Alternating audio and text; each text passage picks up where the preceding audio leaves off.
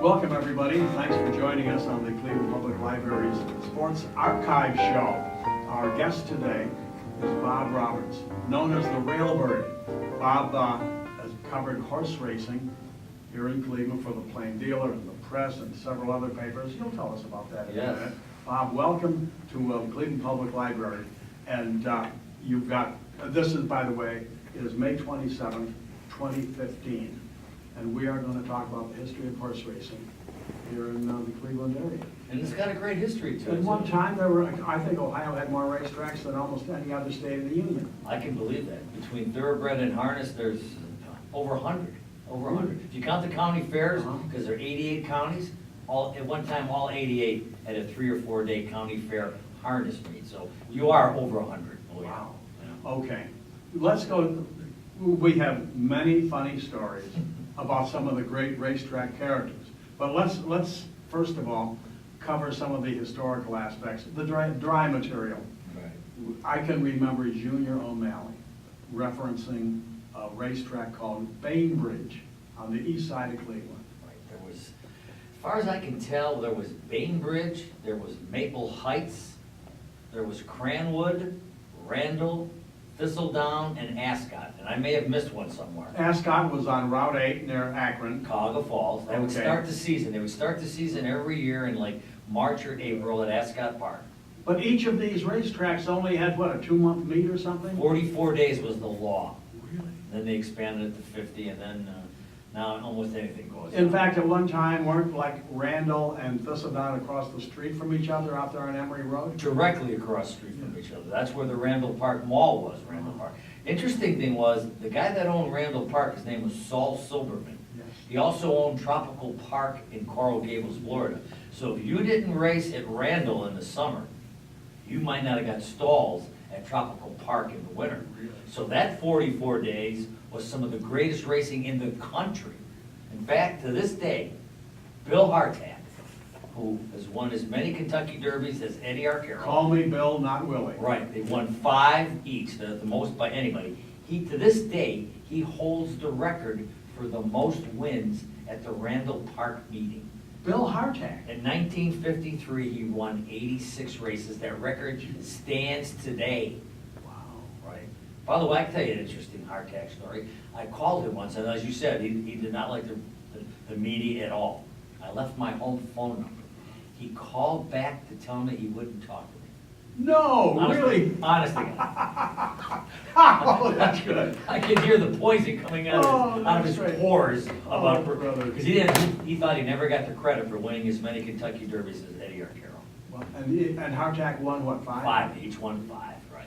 But he still holds that record from 1953. It's over 62 years old. Is that still the record? Yeah, and they run, even though Ed DeBartolo, who owned the 49ers, the DeBartolo family, he bought Ascot, he bought Cranwood, he bought Randall, and he owned Thistle. So all 4 50-day meets were consolidated at Thistledown. So there is a Randall Park meet every year. Right, I that noticed record that. still stands. Hartack's record still stands. It was 86 winners in 44 days.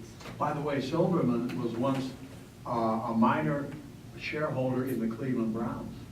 Commissioner Burt Bell came into Cleveland one time and told the other Browns owners, you have to get rid of Saul Silverman because he was betting on pro football and betting on the Browns. And Paul Brown thought that this was just a real interested minor shareholder. Said he would call me every week and ask, how's the team doing? Is everybody healthy? And about injuries.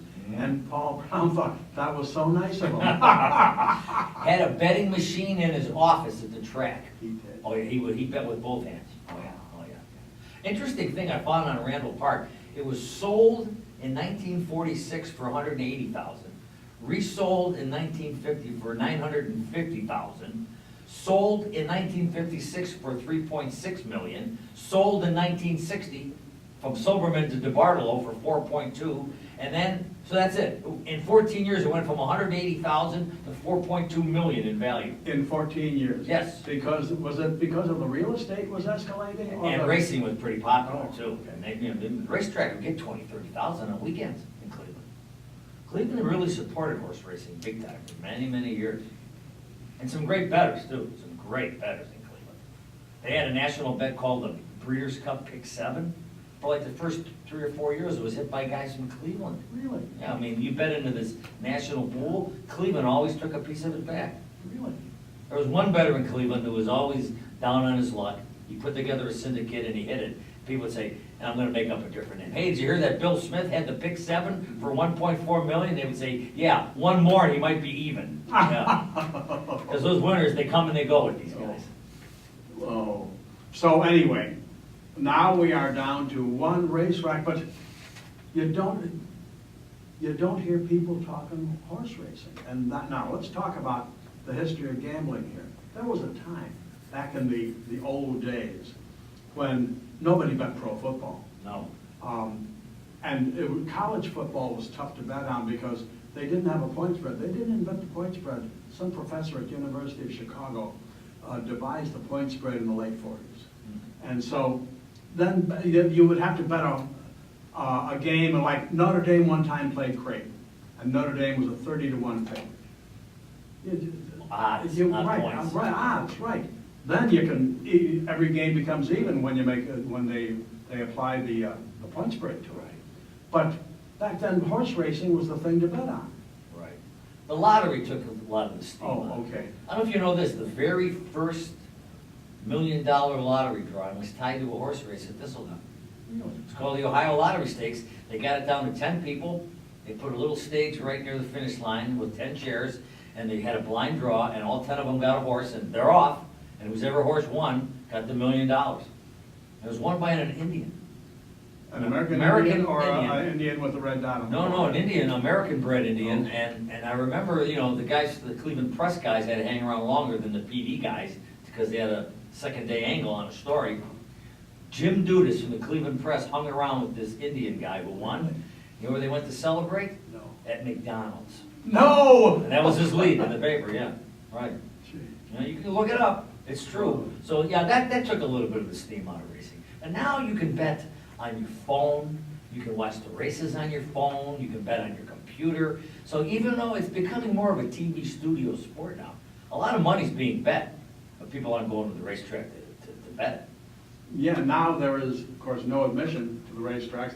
They abandoned that, what, 20 years ago? You remember the state pass? Yes. The state pass would get 2 people in for free at the racetrack, and they were passed out by legislators. They would have them all. And if you were in a hurry to get to the racetrack to bet the daily double, pay to get in, because the long line was the pass line. Really? You would miss betting the double, but you were waiting to get in with your state pass. And they also sent these passes to all the media people. Right. The newspaper guys, not just the sports writers, Right. but the guys who cover the city streets and all that. And we would have people standing in line, can I have your pass? That's right. Because we didn't really need a pass to Right. get in. We could just go out there anyway. It But was good for 2. Can I come in with you? You- Can I go in with you? So Okay. they would say, right. So I would always give mine to this bartender at the theatrical. Did you know Nino Renasella? Yes. Okay. Yes. Nino had somebody who wanted my pass. Every year, so I would give Nino my pass. And then I would drink free at the theatrical, always, for Good years. That was a good trade-off. Yes. Right. But that was they finally abolished those things because they were driving everybody crazy, those state passes. And then they made it admission But free. you know what, right, it was difficult to justify charging the $2 or $3 or $4 to get into the racetrack when they were gonna take you, Right. pay to give them back more Right, money exactly. inside. Right, that's exactly right. And then, the other thing they thought would help racing was they legalized racing on Sundays in the mid-70s. It's been good, it's better than a Tuesday, but it's never been what they thought it would be. It didn't like double the crowds from Saturday. Yeah. Saturday's still the best day. There is some talk, it happened this year at the Preakness, that they thought about maybe running the Preakness on a Sunday. I saw that. But you know what, they like to run like 15 races that day. Yeah, go ahead, run the first race at 10:30 on a Sunday morning. See who's there. When all the gamblers are in church. Exactly. That's not gonna happen. And then in the 80s, they invented simulcasting, where you can go to Thistledown and bet on a race at New York or in Chicago. So you can go out there now and bet 20, 30 tracks. Guys are out there betting on races from Australia, Hong Kong, whatever you want, you can bet. Now, of course, Thistledown has changed so much since they put in the slot machines. This is only a couple of years ago, like 2013 or so. All the Yes. slot machines went in. Yes. So I went out to bet a year ago, to bet on the Derby. Went out to buy my tickets on a Saturday morning. And I'm looking around, I couldn't find a mutual clerk. Finally, I had to ask one of the security people, where do you go to bet a horse? Oh, you gotta go up the escalator and up the second floor or third floor, or whatever it is. Then you can look around and try to find a mutual clerk. Yeah, The main line is all Yes. slot machines now. All the horse bettors have been pushed upstairs to the second fan level, which is the fourth floor on the elevator, or out on the apron out front, yes. And the clerks are becoming like dinosaurs. You know, in the old days, they'd ring that bell and they'd leave the gate and everybody was focused on the race. But now, you could be in line to bet the first at Thistledown and the guy behind you wants to bet the fourth at Pimlico. And I want to bet the second at Santa Anita. So everybody's in line for a different reason now. Okay. Yeah. Now I recall when Junior O'Malley, a character that we'll probably talk about a little later in this Yes. conversation, Junior, at the end of his life, was given the job as Goodwill Ambassador. Mhm. They got him a green blazer, and they gave him a little stand on the first floor, main line. I remember. He was the information man and the Goodwill Ambassador. And so, but of course, that just gave him enough money. He gave it all back. Oh, of course. And so one day, he's in line to make his bet, and there's somebody in front of him fumbling around and you know, didn't know too much about how to do it, and the Junior's looking at the clock, and he's snapping his fingers, hey, let's go, buddy, let's go. And the guy finally turns around him and says, hey, who do you think you are? He said, I am the Goodwill Ambassador. Yeah. He was obviously one of the main, I put a list of the characters, the main players. Number one would probably be DeBartle, Ed DeBartle, the late Ed DeBartle, Yeah. because he bought Thistledown, and then he bought all the other tracks around and consolidated in one place. Do you remember By this? the way, that was so efficient, wasn't it? To have all of these different racetracks, plants and equipment for 44 days. Right, that was, well, but people liked the idea of moving around. It was, and probably the racing surfaces were different. Maybe your horse didn't like the dirt at Thistledown, he might like it at Randall, it's deeper, or it's not as deep. Or Ascot, different formation of the track. But he probably changed it, but I remember one day, the best, he bought the 49ers. The Barlow family bought the 49ers, and I don't know if it's because they're from Youngstown, they didn't have a real feel for Cleveland. The start of the day, the guy went out there, the maintenance guy, to put up the United States flag, and he ran up the 49ers flag. And they booed the fans of Thistledown until they took that flag down. And they never put it up again. I think they took it to Boardman and put it out from the Barlow offices. But I never forgot that they miscalculated how much Clevelanders love the Browns, and that 49er pennant came down real fast. Wow. Right. How about Mike Mackey? You remember Mike Mackey? Sure, The general Mike Mackey, manager? yeah. He had like 2 or 3 different lives in Cleveland as the general manager. He went away, ran another track, came back. But the best thing I didn't know about this was he had very poor vision. Nobody ever wanted to be in the car with him when he was driving. Really? But his great line was, they're sitting around talking one day, he says, you know when I like to drive the most? They said, no, Mike, when? When it's a blizzard, he says, because then I'm even with everybody else. You think about that one. We're all even. Wow. Yeah, it was something. What about, got to talk a little bit about the 2 great newspaper handicappers, George Lewis of the Plain Dealer and Izzy Newborn from the Cleveland Press. They sat next to each other for decades in that press box. George loved to bet favorites, Izzy liked to play long shots. George would have the winner of the first race and pay $5.40, Izzy wouldn't have it. Izzy picked the winner of the second race and paid $18, and he would say, well, I'm ahead. And George would say, no, you're not ahead, we're tied. We each have a winner. So they fought tooth and nail for decades. So when I first came around in the late 60s, I sat between them. And Izzy would give you anything you wanted to know. He'd help you and learn the game. George wouldn't tell you anything because he was afraid you might use it to beat him. Yes. In fact, they didn't even speak much to each other, did they? Very little, very little, very little. And when Izzy died, and I eventually became the handicapper at the press, I told everybody in the press box, the first time we kept track of winners, each other's winners. There'd be a box in the paper the next day. Lewis has 5-bagger. Yes, you know. yes. I said, when I beat this guy for the very first time, I'm gonna go out, I'm gonna leave the track and get pizza for everybody. So it finally, it's like the last day of a 50-day meet, took like the fourth race of the day to finally close him out, and I went down the street to Augie's Pizza, got a couple of 8 cuts, and I brought him back and I gave everybody pizza. I says, George, would you like a piece? And he knew what that pizza represented. He wouldn't touch that pizza. Oh, But they were great handicappers. They had a mind, both of them. Oh, it's well, now incredible. for Lewis, his job was a little tougher because he had to keep his own records of the horses. There was no advanced racing form for anybody. We all kept our own form on 3x5 cards. Yes. Carry them around in a suitcase. I remember once I had the suitcase, I was going to my mother-in-law's for dinner, and I come in the house and the latch broke, and all those cards tumbled down the basement steps. I was there for hours re-alphabetizing them. Oh, it's like a death in the family. There was another great press box character we gotta remember. Mel Owens. Remember Mel Owens? He would run to make the bets for you. He got us our forms, our programs, the lunch tray, and there was no self-betting machine in the press box. He, like you said, he ran our bets. It kept him young. But here was the scam. He got to keep the change. If you bet 2 to 1 on a horse and it paid $8.80, you got 8. He loved it when little old ladies came out on Ohio Derby Day and bet 2 to show on a horse and it paid $2.80, they got their $2 back.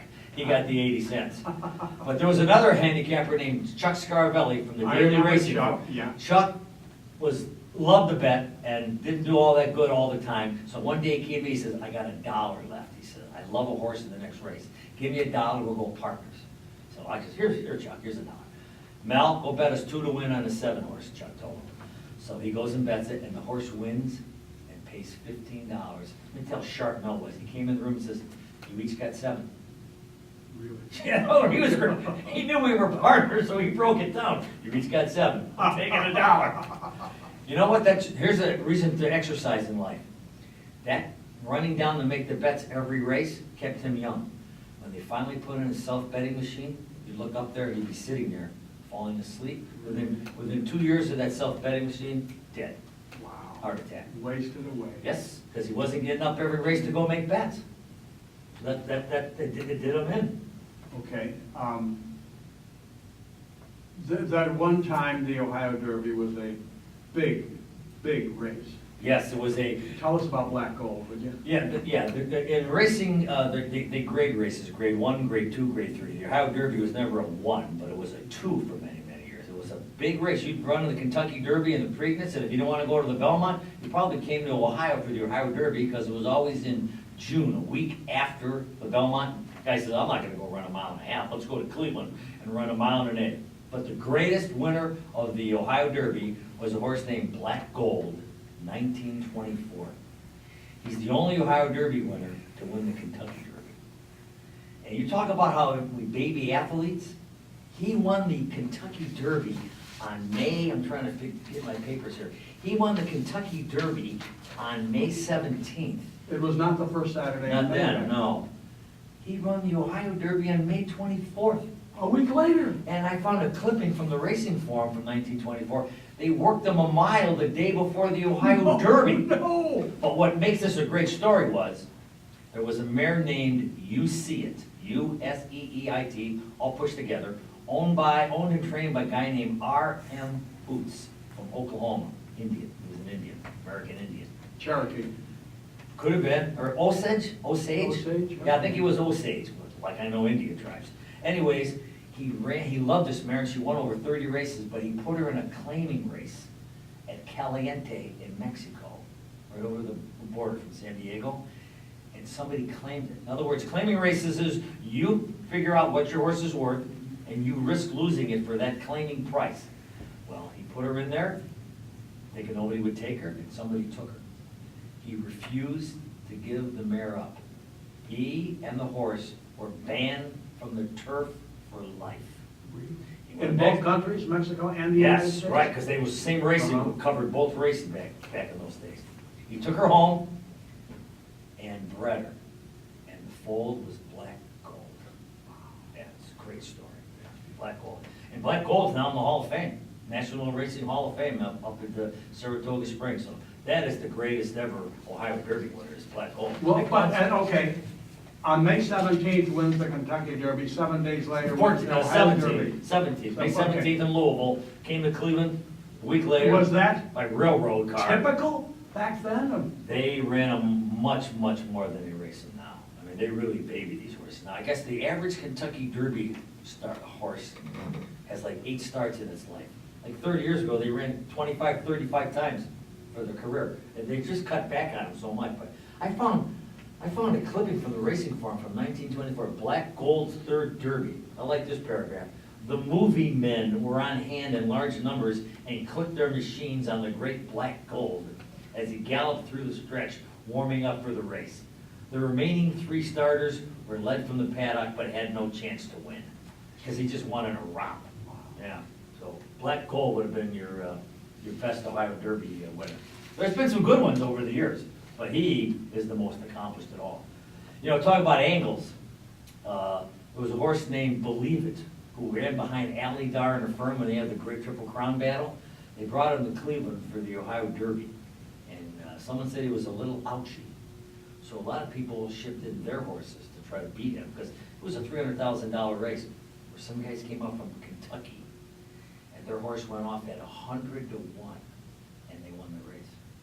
Now, they always have those people up in the lounge afterwards, have a drink, a victory drink. Yes. Those guys got pretty well lit up.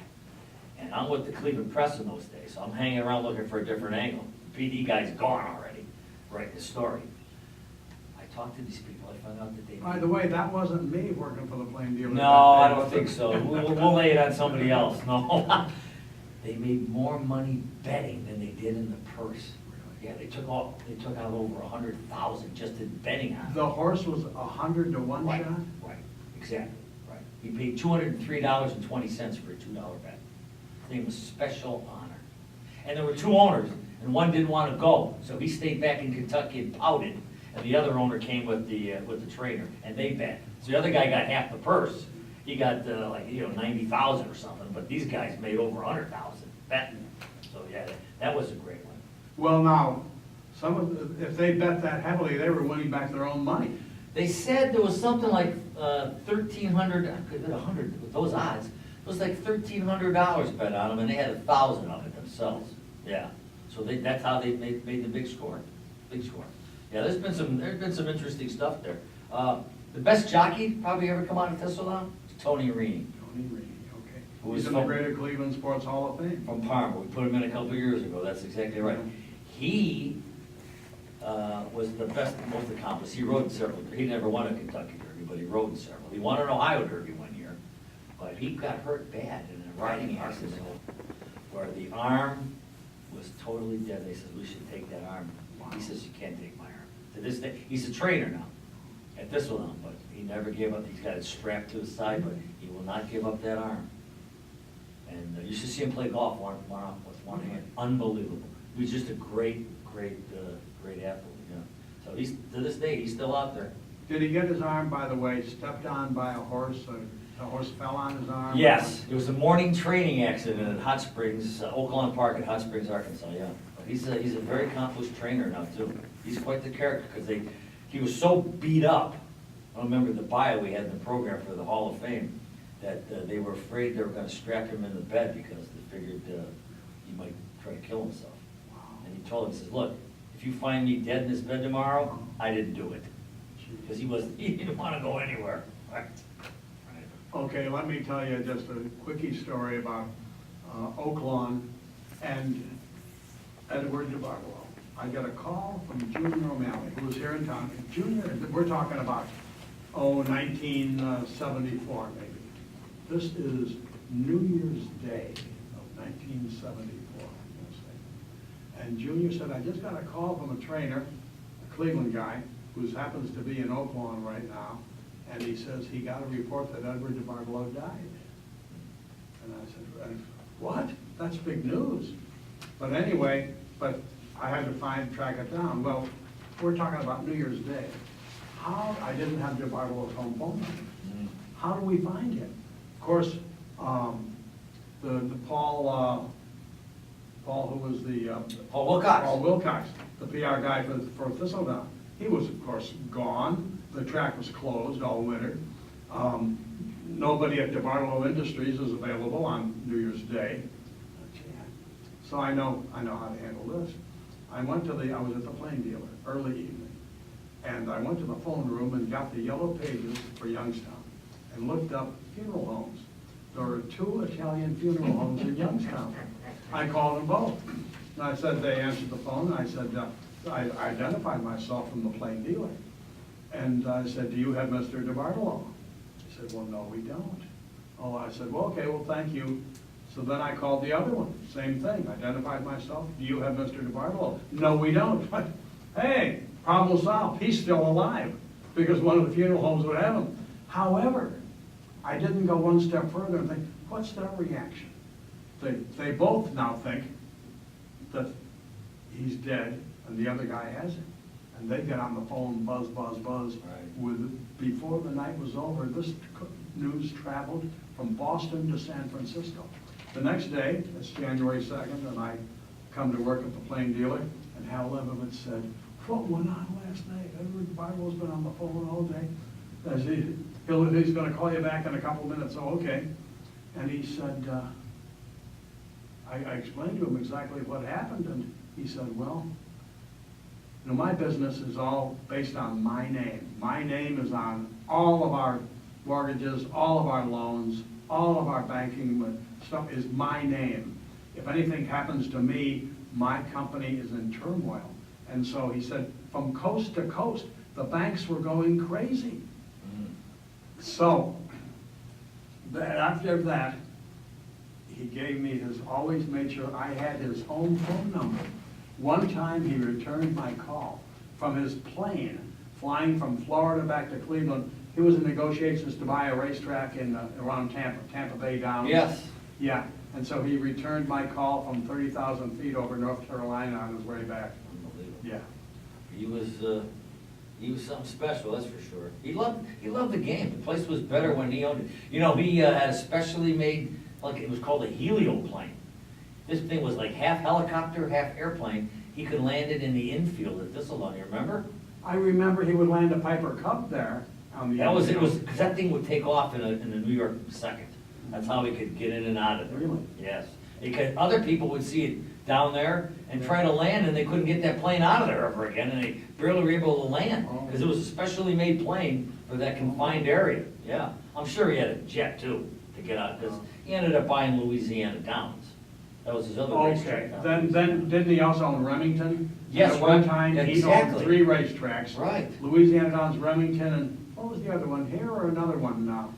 Louisiana Downs, well, you had Cleveland, Louisiana. But I mean, he had 3 of them. If you win their big derby race, you've got $1 million. It was the Super Derby at Louisiana Downs, the Remington Park Derby, and the Ohio Derby. It was those 3, exactly. Yeah, right, yeah. Yeah, but he really, he loved coming out to the track and bet. He didn't hang around I mean, you come in, have lunch, bet a few races, and get out of there. Randall Park used to always have a bunch of celebrities over there. Because remember Music Carnival? Sure. The tent that was where some of the barns are at Thistledown now. All those big names would come over and bet. Well, I remember one day, Mickey Rooney was in town. No kidding. And he must have had like his assistant, and the assistant was making the bets, and Rooney would just sit there at the track. And the guy bet the wrong numbers. Man, Mickey Rooney gave this guy a tongue lashing like there was no, but I remember one Belmont Stakes, Mickey Rooney was there for the draw, for the Belmont. And In New York. yes, and he gets up and says, you know what paying alimony is like? Because he was, how many times was he married? You about 7 times. He says, paying alimony is like putting gas in another guy's car. That was great. Oh, yeah. And another, when Seattle Slew won the Belmont, the most embarrassing moment I ever was at a racetrack. Seattle Slew was owned by Karen and Mickey Taylor. She was a former airline stewardess. And she was at the head table, and this is when CBS was broadcasting the Belmont. And Phyllis George, beautiful, Miss America, right? She was, and the track announcer was Chick Anderson, and he was introducing everyone. Real smooth, southern gentleman, buttery voice. And he gets over, he introduces Phyllis George first, and then he gets ready to introduce Karen Taylor. Goes, and a woman almost as pretty as Phyllis George, and everybody in the room just about died. Came out of his mouth.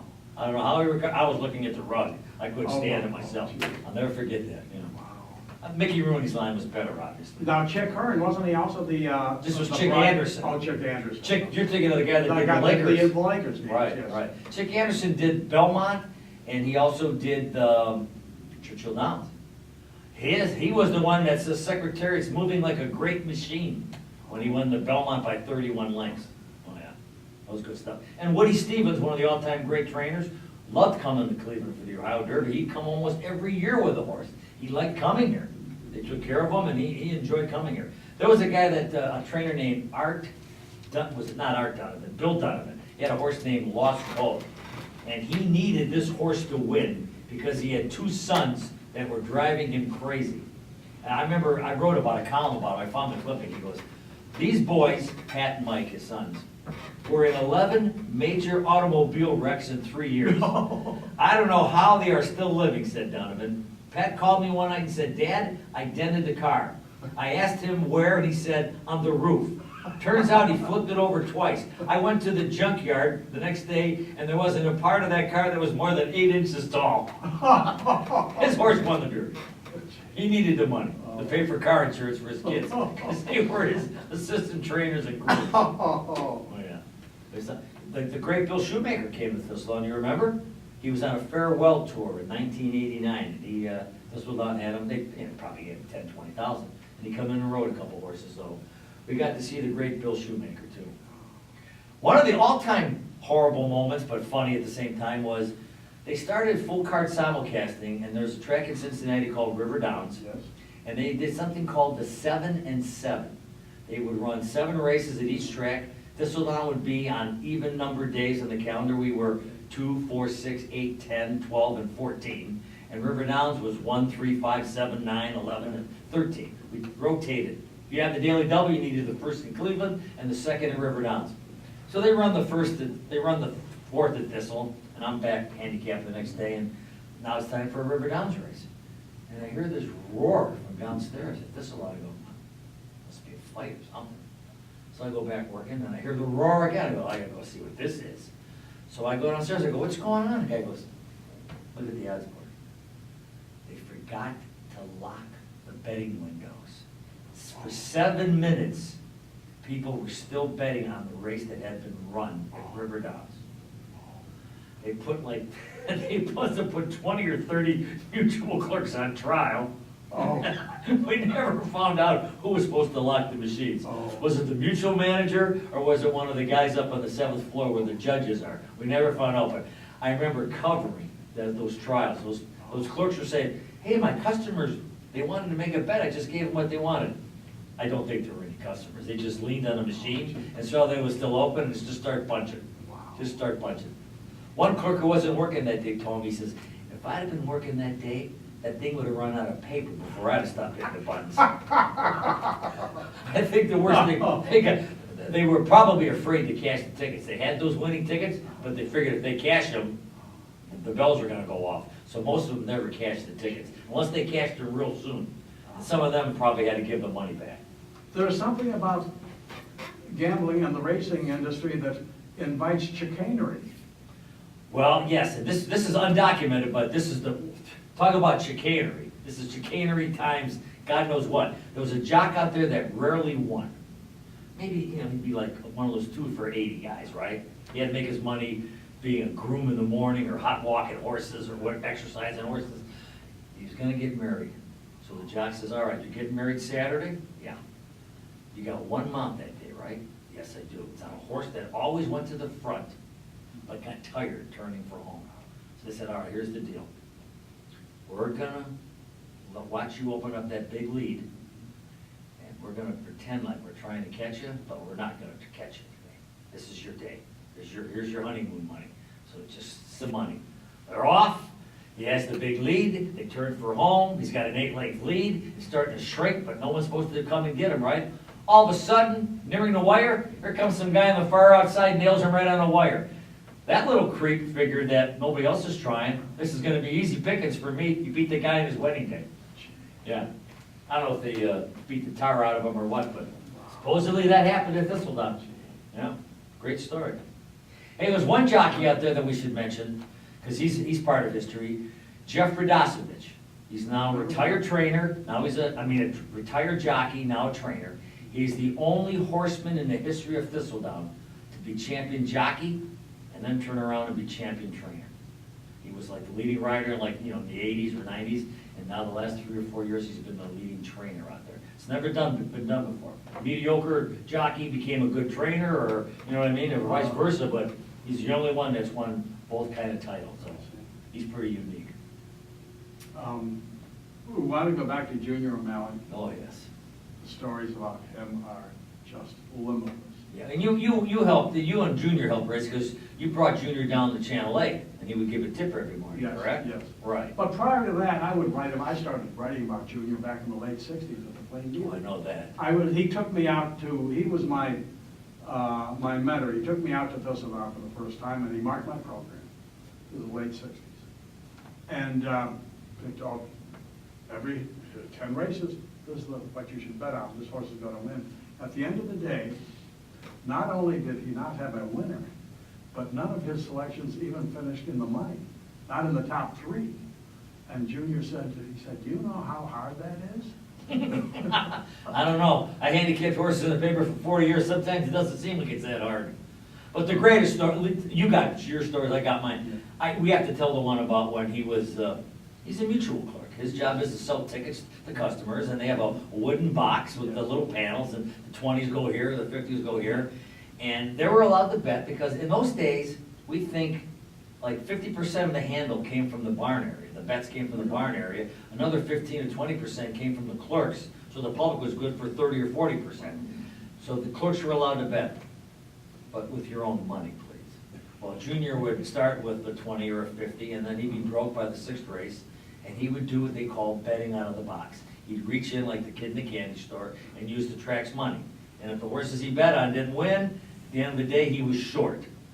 And he would be suspended for a week or a day, and he would be Right. scolded, and, yeah. Right, but he'd go to the track anyways and bet just from the other side of the window. But then he'd be back in good graces in a week. Right, right. So the mutual manager says that's enough of that.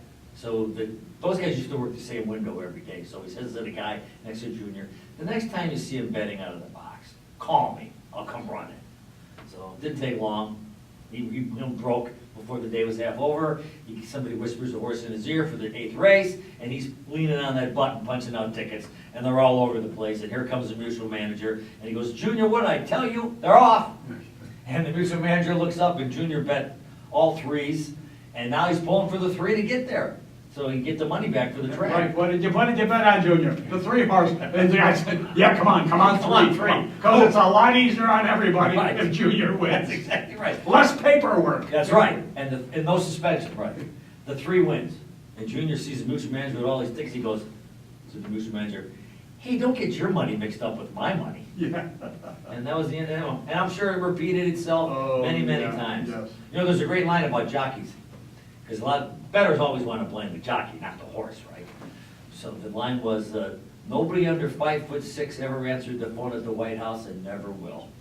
Ever ran what? Will never answer the phone at the White House, oh. because they're not bright enough. Oh. A lot of them come out of the backwoods of America, but. Remember Danny Weiler? He was a very sharp jockey. He invested his money so he could retire early. Came out of Cleveland Heights, I believe. That's right, that's right. Yeah, Danny Weiler and Tony Arini and Herbie Clark were probably the best jockeys that come out of Cleveland. Now, Eddie Maple, who rode Secretariat's very last race, was from Carrollton, Ohio, down the road. He was another one. And there was another great jockey named Larry Schneider who rode out of Toledo. So Ohio's had its share of good. And Hardtack was from like the Pittsburgh, the other side of Pittsburgh area. Now, let's get back to Eddie Maple briefly. He rode Secretariat in His last race, because I think Where Ron was that? Turcotte must have, That was not the Belmont, huh? He his raced last one race, of no, that was it, Ronnie Turcotte for the Belmont. Secretariat's last race was the Canadian International Championship in Woodbine in Toronto. Yeah, right.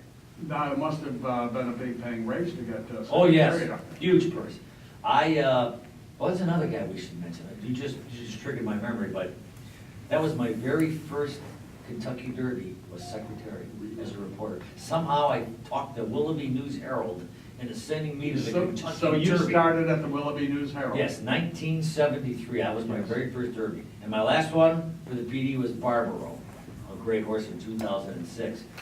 We talk about Junior being a great horse story. How about our friend, he's gone now, off-track Eddie Calvi? Yes. He owned the Cleveland Power Piping Company. And he didn't want too many people to know that he loved the horses, but he loved the horses. He got that nickname Off-Track Eddie because he excelled at picking winners when the track was sloppy or muddy. He carried this huge book around that the racing form would put out, like the year-end yearbook. It had every horse and every start in abbreviated form, but it would show the track condition. It might say Monmouth, April 9th, 4th race, finished 3rd, sloppy or fast. So he carried that around with him. He had a horse racing on the circuit in Kentucky named Buddy LaRosa, who just became secretariat when it rained. This was in the days when you couldn't get internet access and race results and weather reports, so he wanted to know if it was raining at Churchill Downs that day. He called the Louisville Weather Department and said he was from Anderson Amusements. He was going to be moving some rides through town. Should he put the tarp over the Ferris wheel? Guy says, it's pouring here! And he bet Buddy LaRosa. Oh, gee. But Eddie's claim to fame was, he didn't like to bet at Thistledown that much because it wasn't good enough racing for him. He wanted to bet stakes races and allowance races and grass races. So he flew to wherever their race was for the day to bet and come home. He'd fly to Walmer for the day, to Pimlico, come home. Laurel, which is near between Washington and Walmer, come home. Belmont, come home. Florida, come home. I met him one year at the Ohio Derby. He come out for one race a year, the Ohio Derby, and he says, hey kid, you want to come with me to the races? Just bring some bet money. So I brought those tickets off to the company, so I would go with him every so often. But his one claim to fame was the Ohio Derby. He had a winner called Return of a Native. The horse shipped from New Jersey. Back in the 70s, there was the Morning Telegraph. That was the racing form for the East Coast. And then Chicago and Cleveland was the daily racing form. A workout didn't transfer on this horse, a morning workout from the Eastern form to the Chicago form. But he had both editions, and he saw that workout, and he bet the horse. And he watched the race from the roof at Thistledown, and he almost went off the side of the roof because the horse won and paid like $110 for 2, and broke down 2 steps past the wire. The jockey had to walk him back to the winner's circle. Couldn't even be on him for the picture. That's where I met him, and he made a big score that day. You know, Cleveland is definitely where the East ends and the Midwest begins, because we're the only city in the country to get both editions of the racing papers. We got the Form and the Morning Telegraph. That's quite a distinction, you know. Yes, and he had them all, and he would, this is the best, in the wintertime, he would rent a Winnebago and pay one of his employees. This is off-track Eddie. Yes. Lived in like Fairview. Fairview Park, right. He would pay one of his employees to drive that van to Miami Beach, and then he would fly him home.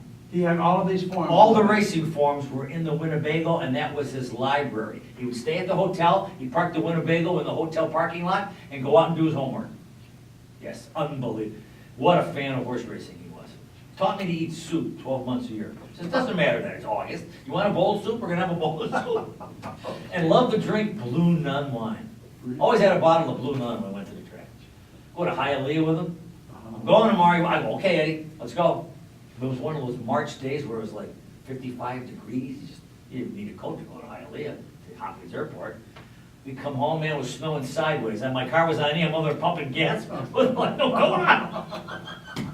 Yeah, I miss him. He was a great guy. And he studied, remember in the old days, the airlines, you had that book of all the flights, it looked like a little yellow pages? He had that thing memorized. He knew every flight. That's when it was fun to fly. Because if we were leaving at 11 o'clock to go to Baltimore, he'd show up at the gate at 5 minutes to 11. There's none of this 2 hours and take your shoes off stuff. You know what I mean? Loved the bet. Never bought a horse, but loved the action. Yeah. Well, then, you've had a glorious lifetime career in racing. I should have brought this with me. In my Willowick Junior High Lancer newspaper, where I was sports editor, the last edition, the back page had everybody what they were going to be when they grew up, what you wanted to be. Mine said, world's greatest handicapper. Really? Honest to God. I may not have been the greatest, but I'm a handicapper. I've had a great life, Peter. Okay, there was a time when you could make bets with bookies. Oh, yes. No longer. No, in the old days, bookmakers would take horses from 12 o'clock to 5, break for dinner, come back and book baseball for like till 6:30, 8 o'clock. And the only reason I know that is, a little bit of that went on in my household when I was growing up. So I know a little bit about that, right. But you know what they say about horse bettors? Nobody's ever jumped off the 480 bridge with tomorrow's racing form in their pocket. Always hope. There's always hope if you got the next day's form. Then there was past posting and there were no payphones in racetracks. Yes, there were. They would lock. I'm sorry, but. Yes, yeah, they you're would right, lock. There'd be a payphone booth, Yes. and they would put a lock on the door That's right. before the first race. Yes. Do you remember Dunn News downtown? Sure I do. Dunn News, right down there, a couple doors down from the plain dealer, Yes, that's next right. to the firehouse. Uh-huh. That's where you go to get the form in the morning. Right. There was a guy named Edmund Kuharski, we called him Junior. He'd go to the depot, the Greyhound depot, and bring the forms back. Well, I'm in there one day getting the form. Now, they would come in on a Greyhound bus? Yes, come in on a bus. And the form in Cleveland was printed where? Chicago. And then we got the ones from the East Coast too, because we got both in Cleveland. We got both because of Waterford Park, which is now called Mountaineer Gaming. That was called Waterford Park in the old days. That was considered East Coast, so for Clevelanders to bet, well, only a couple hour drive to Mountaineer or Waterford. That's why we got both editions of the form. But I'm in there one day buying a form and some guy recognizes me. He goes, and I remember I had the bankroll in the paper, I bet imaginary Yeah, right, yeah. bets. Well, I was having a bad year. I was probably down to $300 in a couple of months. And this guy's he says, let me tell you what you're doing wrong, he says. And yeah, I just politely listened to him. And we both walked out. And his car was parked in front of mine. And he had a 2x4 for a back bumper. He was telling me how to handicap horses. He didn't have a bumper on his car. Past posting. For people who don't know what that means is, there was a sheet put out every day called a scratch sheet. It would have the post times for each race. The first race goes at 1 o'clock, the second race goes at 1:25. Well, guys would find out where some tracks, for some reason, went early. Maybe the 1:25 went at 1:20 for some reason. Who knows why? Somebody's clock was off or whatever. They would try to call a book. They knew who won. They would call the bookmaker, try to post the bookmaker. By betting on a race, they knew the winner. Well, there were two brothers that were really sharp. They called to pass post the bookmaker. And the guy goes, hey, am I too late to bet the third at Narragansett, which was in like Rhode Island or Massachusetts? He goes, what do you want to bet? Because the bookmaker was sharp too. He knew who won. He knew they win early. He goes, I want to bet the 4 to win. The bookmaker knew that the 3 horse won the race. He goes, all right, I'll take your bet. You want to bet? You want 10 to win on the 4? You got it. And he goes, bookmaker goes, that? He goes, hey, hang on a minute. My brother wants to bet too. The brother wants to bet 20 to win on the 3. And the bookmaker's got to take the bet because he took the first one. So that's the old double whammy pass poster. Yeah, you had to be very careful. But now everything's on the computer. And then, of course, you would set up a guy. You would make 2, 3, 4 bets, pass post them that you know are losers. You set them up. Or maybe you just, whatever, but then about the 4th or 5th time, you got the winner and you say, hey, listen, I'm down here at Clifton Beach and I had to wait for the phone. Can you get this bet down for me? This guy's always making these bets and they're always losers, so he set them up. And I know a guy who told me that story, how he did it. But everybody is looking for a scam. Exactly. It was an art form to those guys. Yes. It's cat and mouse game. They played with each other. It was, of course, those days are gone, like you said. I don't know. You watch it. I want to. Well, there's so many, Bob, there's so many things to bet anymore. You can not only bet basketball, baseball, you can even bet hockey if you want to. Junior O'Malley once bet hockey, only because that's when he took a pledge that he would not bet a horse for a year. Right. So he bet football, baseball, and he was asked, somebody said to his wife, well, does he ever bet hockey? She says, oh, he knows nothing about hockey. He couldn't win anything. Well, that's a joke. The guy calls it bets 10 NFL games on a Sunday. He loses them all. Calls, says, hey, is there any NBA games tonight? Guy goes, yeah, there's 6. So he bets all 6 of those, he loses all those. He calls back on Monday. He says, what do we got tonight? The guy says, we got 4 hockey games. The guy goes, what do I know about hockey? Yeah, you're already over 16, what do you know about hockey? Yeah. Hey, talk about betting on anything and anywhere. I went on a cruise last year with my wife, and we're in Mexico, and I like the horse at Gulfstream. I sat in a little cafe with my iPhone, made the bet on the phone, and watched the race on the phone from Mexico. So, yeah, the game has changed tremendously. Now there's something new.